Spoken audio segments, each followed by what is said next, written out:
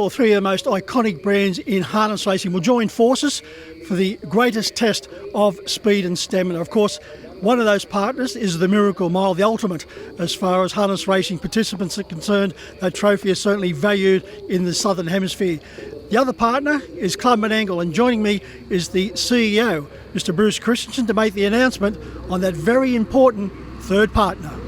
Well, Bruce, the race that stops a harness racing nation, the Miracle Mile, combining with Clubman Angle, and now we have a very important third partner to sponsor the great race. Yes, Mike, I'm really excited to announce that Garrards have come on board as the Miracle Mile sponsor, and they of course have a great association with our industry.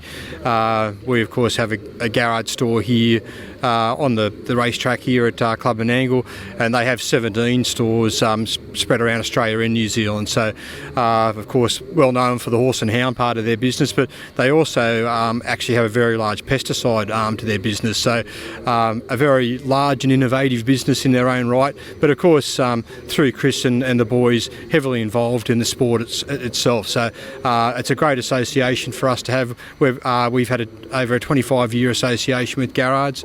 To take it up to the next level is very exciting for us and for Garrards as well. So as I say, very, very excited and pleased to announce that next level association with Garrards.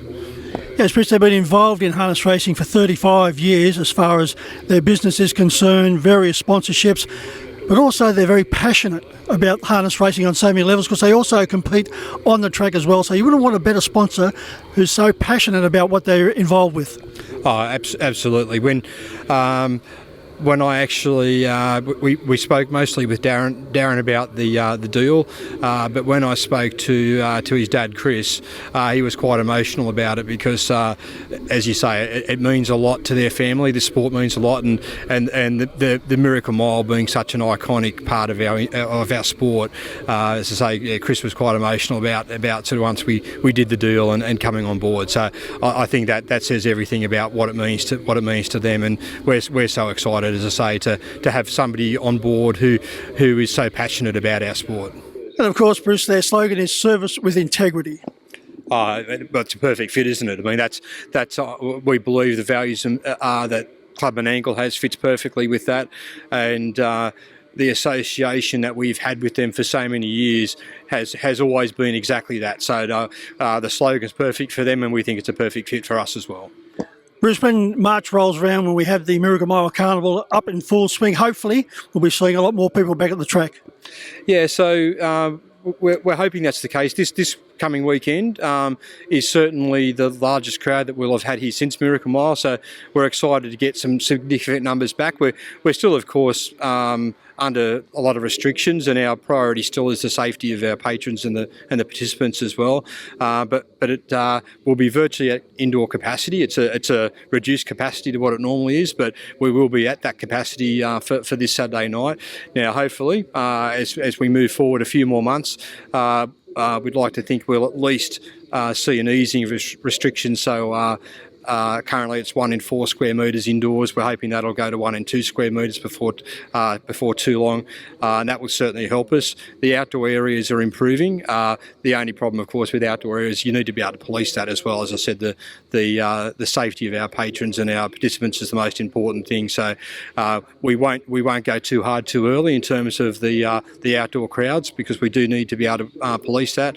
But I'm certainly feeling fairly confident now that by March we'll have far more patrons allowed on course than we do today. Yeah, the announcement by the New South Wales government this week, Bruce, certainly shows signs of encouragement.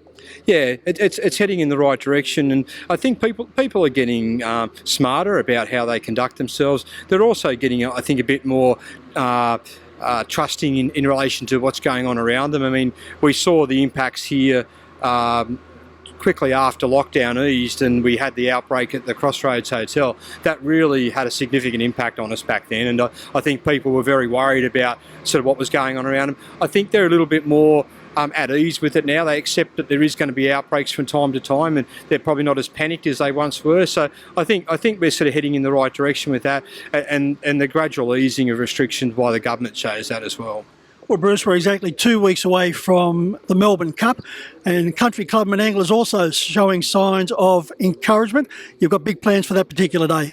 Yeah, so actually the function itself that we have there is already sold out. So that's as a result of the partially, I suppose, of the reduced capacity, but also the interest that's of course in the event, but also the venue.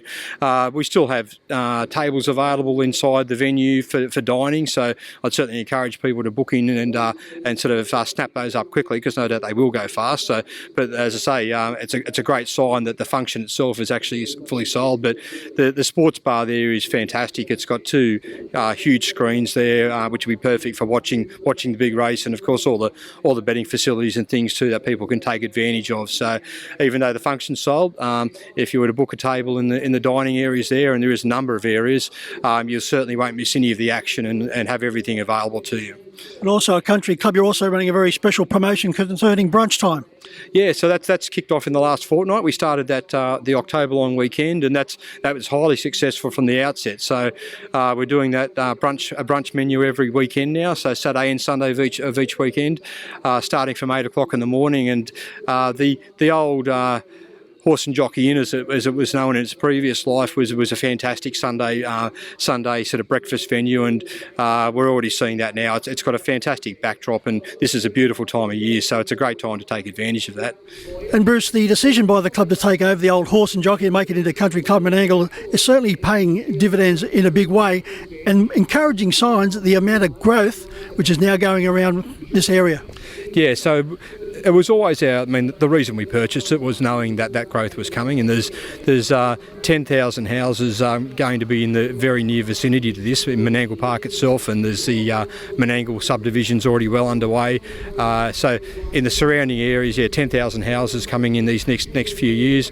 It's exciting to see the subdivision work starting in Menangle Park now. It's a bit of an inconvenience from a traffic point of view in the short term, but it's also very exciting because we now know it's actually very much imminent, and those houses will start to appear very shortly, and that will be a massive boost to this club, but also to harness racing in general, with the profits that facility will generate over years to come. Well, Bruce, it's good to see a smile back on the dial, even after Cronulla got bombed out of the semi-finals. But as far as harness racing is concerned, things are starting to turn the corner, and hopefully it's bigger and better things from this point onwards. Yeah, so we're hoping to see the wagering revenues certainly been better than expected for the first quarter. We're hoping to see a reforecast of the figures, which will then hopefully enable us to readdress some of the changes that were made to prize money back in May. So we've already made some revisions to that with the midweek prize money, but we'd certainly like to be able to make further changes both to midweek and metropolitan prize money levels. So with those with that reforecast imminent, we believe in the next sort of fortnight, hopefully that'll give us the information we need to be able to make some of those changes. And as you say, it's been a difficult time for everybody. I mean, we've been very fortunate to keep racing, but it certainly has had an impact on our finances, and let's hope for the community in general and in harness racing that we are now moving in the right direction. Well, thanks very much, Bruce. Exciting times, Club Menangle, the great race, the Miracle Mile, Garage, what a trifecta. Yeah, it's going to be fantastic. I mean, it's always a fantastic time of year come Miracle Mile Carnival, but it's going to be great. You can sort of see behind me there the red garage sign there, and they've been a part of our business for a long time, but to have them involved with the Miracle Mile is fantastic.